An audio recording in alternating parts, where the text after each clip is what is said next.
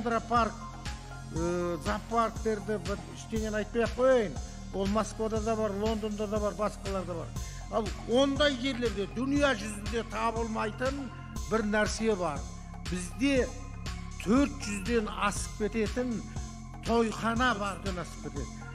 100 адамнан бастап 1500-ге дейін қабылдайтын тойханалар бар. Бәрі бар. Неше түрлісі бар. Адам басына 100 теңгеден де қабылдайтын бар. Сіздердің ютубтан көріп жүргендеріңіз кішкентай ол.